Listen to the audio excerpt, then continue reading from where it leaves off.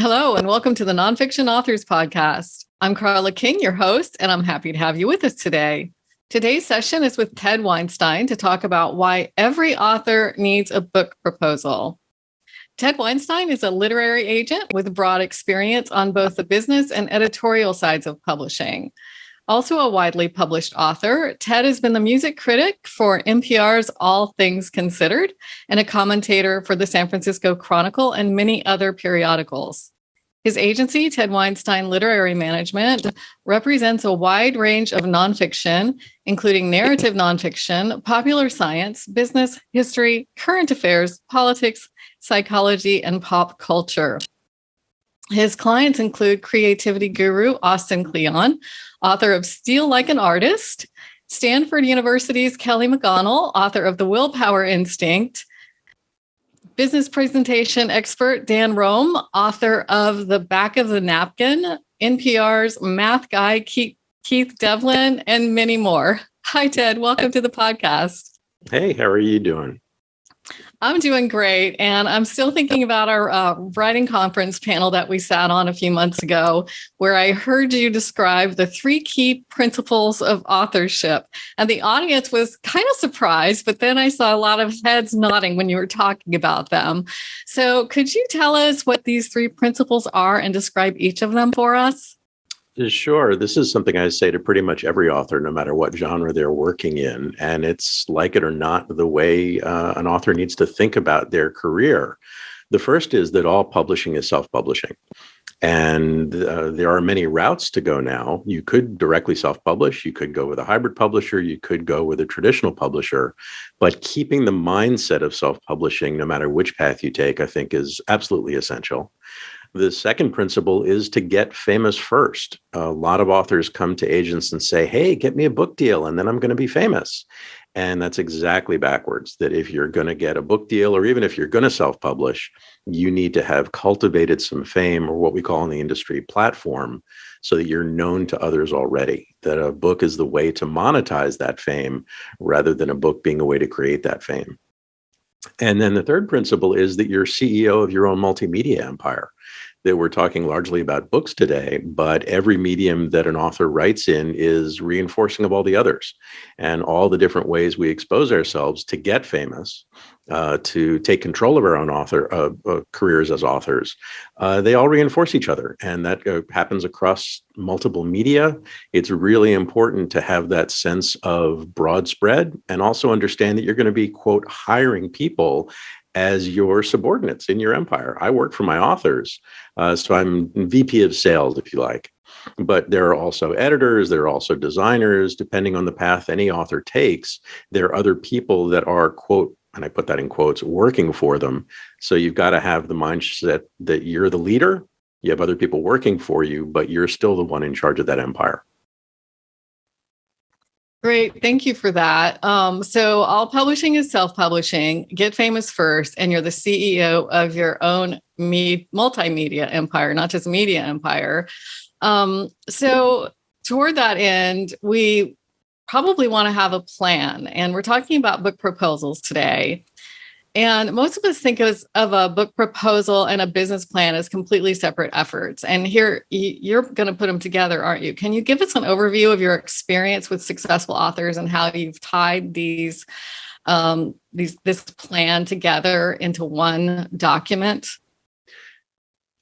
I'm here in San Francisco, which is the center of Silicon Valley. And when you're talking to folks and you say, oh, a business plan, okay, a book proposal, okay, imagine that you are just pitching a venture capital firm, because that's obviously what so many people here in Silicon Valley do.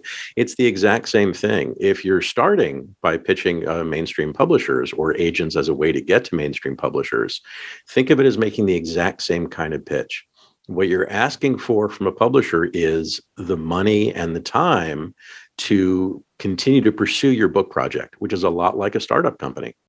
And even if you then go down the route with a hybrid publisher or go self-publishing, you're still going to need to assemble resources. You're going to still need to have people supporting you. So all of that is essentially having a business plan. Before you spend the year or two of your own time and effort, you should have a pretty clear picture of what you're doing, and then here are all the elements that go into it. So Thinking of your next year of effort as I need a business plan for that is exactly the same mindset that should go into a book proposal. And that's why I just think they're synonymous. You can call them either one, but they are exactly the same thing. It is a document to clarify your thinking, think in a business-like way about the effort that you're setting off on, and make sure that it makes sense first to you, and then that it's persuasive to others. Well, that's great if you're starting from scratch, right? But what if you have already written your book? You've, poured out your heart. You've shared your knowledge. You've written your memoir, and now you do this book proposal business plan, and you find that, oops, maybe your comparables, your competitive analysis shows you that, hey, maybe there's another book just like it, or it's not needed in the world. What do you do then? Do you just scratch it and start it over? Maybe it would be helpful to go through just the sections real quickly of the mainstream book proposal. And then that, I think, will be a good opening to talk about which aspects might change your thinking, whether you're just getting started or whether you've actually written your full manuscript. Great. So a book proposal breaks into two sections. There's style and substance. For the blend of the two, first of all, you've got to have an overview. And that's the back cover of your book. It's your Amazon page, call it what you will, but that is the very crisp, very clear, very persuasive 2 to 3 paragraphs, which lays out exactly what your book is. And then you've got, as I said, the style and substance. So for the substance, you've got things like who's your target audience, being really clear, psychographically, demographically, however you want to describe them. Who is this book's core audience? And then who are the secondary and tertiary audiences? About the author, what are your credentials? What makes you the only person to write this book? And what makes you the best person to market this book? And then competitive titles. And so the competitive titles, I really prefer to use the phrase comparable titles, because it's not that your book is the only one like it in the world. If you're saying that, then the next question from an agent or anybody else is going to be, why is there only one book like this? Maybe you don't have the right approach. But if you look at your comparable titles, it's helping you figure out, okay, here is where I fit in the universe. And so it's a very important clarity, and also making a case in the Venn diagram of life. Here are books that overlap with mine, but there's none uniquely like mine. And then for some of the sizzle is the marketing and promotion. And that may be the biggest section of a book proposal, other than the detailed table of contents, because you really want to make clear, whether it's to an agent and an eventual publisher, or just to yourself before you start this, how am I going to get people to buy this book? And then the real substance is the detailed table of contents, which could be 3 pages, it could be 10 pages. It's laying out the full arc of the book you want to write. And then, of course, there's your sample chapter. So those are the sections of a traditional book proposal. And each of them is important. Each of them requires some thinking. As you write each one, they will inform the others. So think of it as an iterative process. But then to return to your original question, Carla, let's say you have sat down and just written the book. If you're writing a novel or if you're writing a memoir, then you really do need to have written the full book. No disrespect intended, but nobody believes you're going to complete the whole thing. And so there are probably 6 million unfinished memoirs in desk drawers or on hard drives all over America. So you really do need to write the full thing if you're a first-time author. If you're writing nonfiction, you may only have done a chapter or 2. You may not even have done that much, but have only started to think through, what is it that I want to say? What is the book I want to write? Either way, then taking the time, taking a deep breath and saying, I'm going to write this book proposal. That's a great way to go through the thinking and clarifying of what exactly your project is and how exactly you're going to reach the biggest number of authors. And so let's say you've written a full memoir, or let's say you've actually sat down and written your practical nonfiction book. If then, before you start to pitch it, or if you go to the time and expense of self-publishing it, if you write a book proposal and it makes you say, I'm not sure I've got a great, strong enough marketing plan yet, or I'm not sure I have a big enough public profile yet, or, this is interesting, I'm not sure the framework here is one that fits in with the comparable titles in a way that's compelling to readers. That's great, actually. You may be frustrated and say, why did I put in all this effort? But every page you wrote, every bit of the work you've done already is still remarkably important raw material It just means you have to go back and rejigger things a little bit, maybe rewrite some, or maybe put it down for a little bit while you go out and build your platform. All of it, though, is, even if it feels frustrating, is going to be helping you prepare to reach the greatest number of readers. Yeah. Reframing your book, that might be that's so necessary for so many people. I've been in many writers groups where we've done this exercise of creating an outline for a book that isn't quite done yet. And I see that happening when people are in the middle of their books, right? Just that exercise of documenting it and going chapter by chapter and outlining it almost changes the whole process. And there's nothing wrong with that. It may be frustrating, but anybody who thinks their first draft of a book or even their first draft of a book proposal is going to be the definitive one, come on, let's sit down and talk, people. You know better than that. And an absolutely mandatory aspect of a career for anybody I even consider as a client is, first, are you in a writing group? Are you getting systematic feedback, not from people who love you? I'm sure you have many people who love you and wish you well and are really supportive, but that's different from being part of a critique group or having a writing buddy or partner, somebody, one or more people that are really going to help you hone the work you do. The worst thing you could do is do a quick draft, try to get it out in the world, and either get lots of rejections from agents and editors who are unlikely to give you a second chance to come back to them, or spend the time and money and the patience of your loved ones and go down the self-publishing route and then not have the book succeed. So better to do the hard prep work, better to do the many, many daily runs before you start to run that marathon. And this is an argument for getting out in public first or while you're writing the book, correct? And because you have all this information, and I'm talking about both memoir and prescriptive nonfiction books.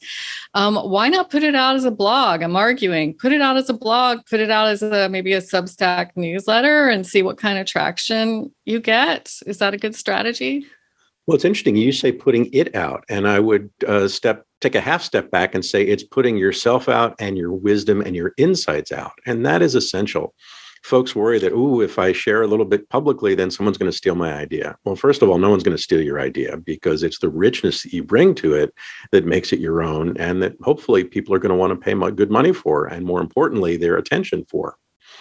And if you're putting some of that wisdom out now, all that's doing is step by step helping you, frankly, write your book, certainly showing that there is an audience who says, insight 1, that was really great. People are responding.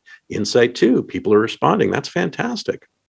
It's sort of like saying, hey, if I put a couple of my recipes out there and some of my nifty techniques, that nobody would buy the full cookbook. In fact, it's the opposite. You build an audience, you prove your own credentials, you show that, look, people are responding. It's time now to do the full cookbook. Mm-hmm. Mm-hmm. So can you just talk about you as an agent and as other agents who represent nonfiction authors? When you get a book proposal and it's good and you don't see a public profile or much of one, do nonfiction agents generally work with people who, if they see an idea and it's good, or do you just say, go out and get a platform first and then come back to me? I would say that any definitive statement about agents is almost guaranteed not to be accurate, because it's a very personal business. And there are some agents that they used to be editors in publishing houses. There are some agents that came out of business development and other aspects of publishing. There are others who were authors to begin with. So it's a very personal business, which is part of why authors should be thoughtful and query lots of agents and find the one whose skill set complements what yours are. Whose skill sets are right for what you need, and of course has the right temperament and professionalism that matches the way you want to approach the business. So the way I work is folks will come to me, or frankly, many times I will reach out to somebody else who is starting to develop a public profile, or has been written about, or has just started to share a little bit of their wisdom. And I'll say, hey, there's an interesting book possibility here. Have you thought about it? And if they say yes and they're interested, one of the first discussions we'll have is, okay, how can we make you even more famous now so that when the time comes for a proposal, it has the best prospects? And then to your more direct question, sometimes people come to me and they say, yeah, I'm not really well known, but this is what I have to say. If I think there is great potential and I've got a good vision that one, we would work together well, and two, that I think this is something that could make us both a lot of money, then I might spend time and give them tips, make some introductions with editors for them. And by this, I mean periodical editors, and do some of the other coaching from the sidelines before we even go out with a book proposal. But it's really important to remember agents do not make a penny until the author makes a penny. And so all of the work we might put in before proposal's ready, before we pitch it, before the contract is done and the money starts to flow, that is all being done for free. So we are making our own best judgments. Who do we want to work with? Who's got the best prospects? We're often wrong. Every agent has examples of folks we turned down who had great success with somebody else. And many of us have stories of people. I have a client who was turned down by 27 other agents. But he and I met. I saw some potential. We worked together, refined his proposal in a different way, and sold it to an imprint at Simon & Schuster, and we even did a movie deal. So this is a very personal business. There are no rules to any of this. And that's why you want to be very self-aware. You have to remember that you're CEO of your own multimedia empire. And when you're talking to agents or anybody in the business, it's not necessarily this is the right person to work with you. But ask those questions, see what they're willing to do, and be be aware of their careers. Don't be resentful if I say, hey, I think you're great, you've got something nifty, but I'm not the right partner for you. Just say thank you and move on and check in with the next person. Well, thanks for that, because I think, authors are often really kind of desperate to publish, and they're querying every agent, and agents have this reputation of being mean because they didn't write back, right? And the author just didn't prepare or do their research well enough to know that it was a match for them. I was talking this morning, had coffee with a friend from publishing, and the word that came up is professionalism. And even though we like to think of books and writing and literature as this special realm of art and so on, this is a business. This is how I make my living. And hopefully this is how many of the folks listening to this and seeing this podcast are approaching it. Professionalism matters almost as much, almost more, and certainly as much as everything else. And so frenetic sense, I'm just going to query like crazy, or I'm going to look for validation by sending queries that aren't ready. None of that is the right way to go. And having your own kitchen cabinet, your own board of directors is really important. The folks that are going to support you, that do love you, and are going to say, oh, wait, I'm not so sure you're ready to start querying. Get that committee around you to make sure you don't make those slips. And then every time you open your email, every time you think about picking up the phone, your first question to yourself is, hey, am I buttoned up? Am I buttoned down? Am I really ready to be approaching folks in this industry in a professional way? Are you arguing for an author brand? That's what I'm hearing from you. It's a word that can be overused. It can also be underused, because theoretically anything that is your public presence could be labeled as a brand. My point is more, whatever you want to call it, understand that you have a presence in the world. Think about how you shape that presence in the world. My hair is a little bit too short for this. One can let their hair down in the privacy of their own home, and certainly with their own friends. But this is a business first and foremost. If an author is going to spend their own money on self-publishing, or if they're going to be approaching agents and eventually editors, this is all about the money. And that's a good thing. Money is a marker for how many people you've eventually reached with your wisdom, with your insights, with the grace of your writing. But understand that this is industry, this is commerce, this is capitalism, and we want to position ourselves for the best success. And if thinking of yourself as a brand is the right way to do that, great, that's a good label. Mm-hmm. We have a few minutes left, and I did want to delve into a couple more things very quickly. One of them, you just quickly mentioned publishing in periodicals is important for nonfiction authors. Can you talk about that a little bit more? Sure. Again, it gets back to the word platform, and that means literally how high you stand above the others in your realm. For memoirists, I hope your memoir is not the only one about the broad topic. So is there a way you can get out there and show that people respond to your writing, they respond to your story, and the unique personal way you tell it? So that could be placing short aspects of it in a literary journal. It could be just getting publicity for whatever there is that's close to unique about your own story. For someone who's writing more prescriptive or narrative nonfiction, that means getting out in the world and showing that, hey, editors at periodicals are paying attention and liking what you have to write in short form. It means, oh, look, whether it is your own Substack or the response to articles in an existing periodical, readers are reading and readers are responding. These are all very important ways to prove yourself to yourself, to hone your own voice and your substance. And then when the time comes when your book is out, you're building on an existing audience, not starting from scratch. Thank you. And finally, can you talk a little bit more about self-publishing? Do you have clients who self-publish as at the same time as you're representing them to a traditional publishing house? It's less common, but on occasion, those different channels of self-publishing have been useful to clients of mine. I have a couple clients who self-published to start and had enormous success. And then it made sense to come to a traditional publisher with their next book because they'd already built that audience. They'd proven they're already superstars. And then with the increased distribution and leverage of a major publisher, their next book or the second edition could do that much better. There are others who decided they had a side project that didn't make sense for various reasons to run through the traditional publishing model. So instead, we did the self-publishing, and I actually sold foreign rights as if it was a traditionally published book, sold translation rights, but the original book itself in English was self-published, and that was just a function of the right logistics for that project. And then you mentioned Substack, and there are other models for that as well.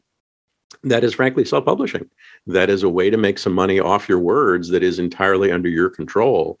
And whether it's Substack or Ghost or Medium or any of the other places where one has a blogging platform where one can charge interested readers, those are great ways, one, to make some revenue, two, to hone your voice and your substance, and three, build that audience.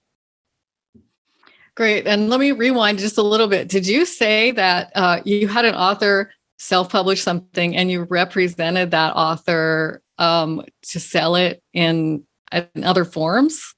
Yeah, and that's a rarity. I almost shouldn't have said that because it sounds like something folks are going to want to jump onto. Exactly. Really You're going to get a lot of calls. I know.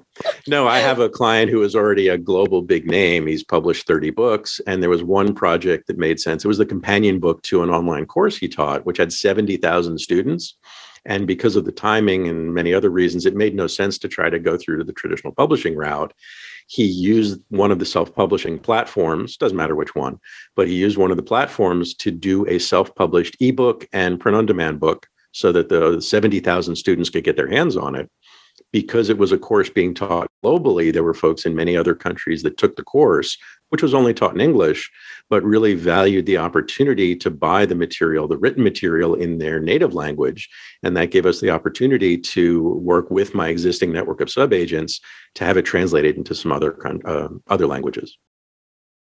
Okay, good. Thanks for clarifying that. Yes. And that also argues for having a long and good relationship with your agent and your agent knowing the landscape. And how much do agents always negotiate contracts, or do you bring in intellectual property lawyers, or do you act as all of the above? How does that work? Just quickly.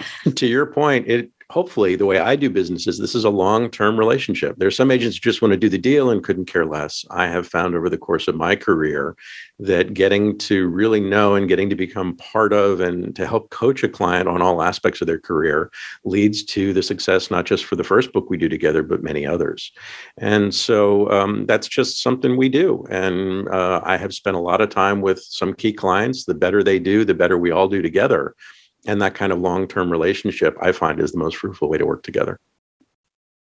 Thanks so much. And you're super generous for being with us today and sharing the information that you've developed even on your website. Can you point us to where people can find resources and get in contact with you? Sure. My main website is twliterary.com, and that includes all kinds of resources for authors. There are some video presentations, some audio presentations, lots of other information. And then there are two shortcuts that folks might like. One is bookproposaltemplate.org, which goes to a particular page on my website. And that just gives the very straightforward full outline for a book proposal. And the other, because I want every author to find the right agent for them, if you go to howtofindinagent.org, that is goes to the page on my website where it lays out, here's how to identify and here's how to query all the agents that might be the right match for you. This is a very personal business. I don't feel at all bad if somebody goes with a different agent or finds the right agent for them. That's the model we all want. That's what's best for the world and the best for everyone's success. Thanks so much, Ted. Thanks for being our guest today. Happy to do it. Have a great day. Thank you. And thank you to our listeners for joining us for the weekly Nonfiction Authors podcast. You can find out where to subscribe and how to get transcripts, show notes, and replays of our episodes at nonfictionauthorsassociation.com/podcast.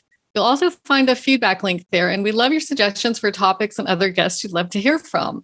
And finally, don't forget to get on our mailing list for notifications about the podcast, as well as helpful webinars, courses, and other events that help you write, publish, promote, and profit from your nonfiction books. Thanks again, and remember to keep writing. The world needs your experience and expertise.